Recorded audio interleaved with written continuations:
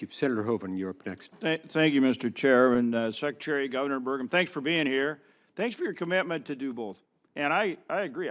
Provide better service and still find savings. And I think you can do it, and I think you will do it. I think you'll show that that's exactly what you're going to do. I've seen you do it before. Thanks for being here today.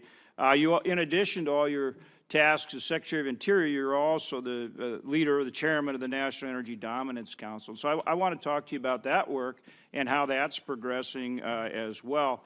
So if you would, I mean, as you know, I am all in on energy dominance for this country. Our state's a huge part of it, and we want to continue to be a huge part of it. And that involves both private land, but also public land, right? So it fits with your day job as Secretary of Interior. So talk to me, what steps is the department and are you taking to unleash more oil, gas, and coal production on federal lands, onshore and off, to help meet the growing demand and our reliance, not only for ourselves, for energy with AI and everything else that's going on, but also to partner with our allies to get them off energy from countries like Russia and other adversaries? Well, thank you, Senator Hoeven, and thank you for being such a champion for energy policy. You understand as well as anyone that that the right energy policy drives American prosperity and it drives peace abroad. So thank you for your support. The approach has been, again, a lot of this coming from President Trump's executive orders, unleashing Alaska's extraordinary potential, the energy emergency that he signed on day one appropriately because of the risk that we're facing with our electrical grid in this country and also what we're facing, the risk that we're facing with critical minerals. These are key things that our nation is up against for insecure supply chain. So across the board, we've been working to try to accelerate projects. We do that first by following the law. As you know, the Biden administration failed to hold lease sales onshore, offshore. They closed down areas even like the National Petroleum Reserve Alaska, which was designed in 1923 to be a petroleum reserve, going through the steps to reopen up the public lands that were designated for energy resource. So we're going through those steps. As you've heard from some of your fellow senators here, whether it's coal mines in Wyoming or Montana or Alabama, metallurgical coal, we're back in the business. We have to get back in the mining business. We've killed mining.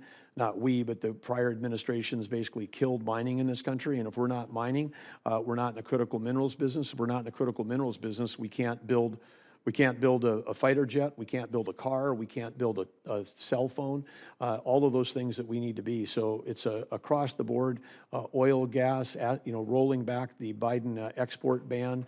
We're seeing record amounts of capital investment coming to this country around AI because they know that this is a country now that's committed to building the power to power the future economy. Well, I'm not surprised, but you went right to my next question before I even asked it, and that's critical minerals. You'd be glad to know in your home state we're just christening a plant that's going to convert or that's going to process nickel for advanced battery manufacture in the United States so we don't have to get it from China. And, of course, that's a legacy of some of the great work that you did as governor. But you went right to my next question, which was on critical minerals, which is a key part of it, too.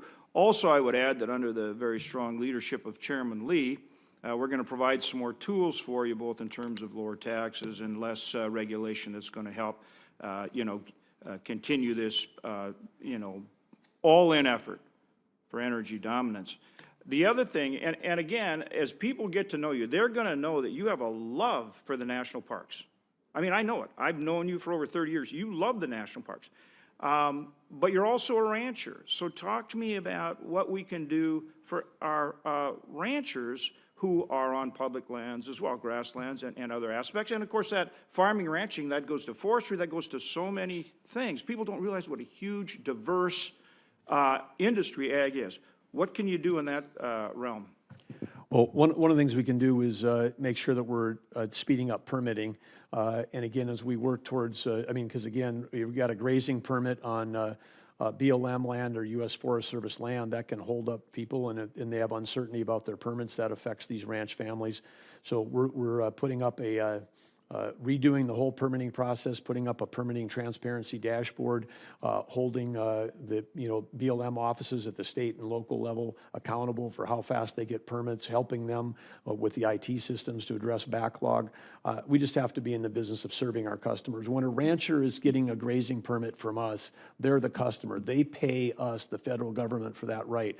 When someone is getting a timber permit from us, they're paying us. We want to be in the business of serving those customers, because when they pay us, they're paying us, meaning that's revenue to the federal government. That helps reduce the deficit. That helps, us have resources to be able to, tackle deferred maintenance.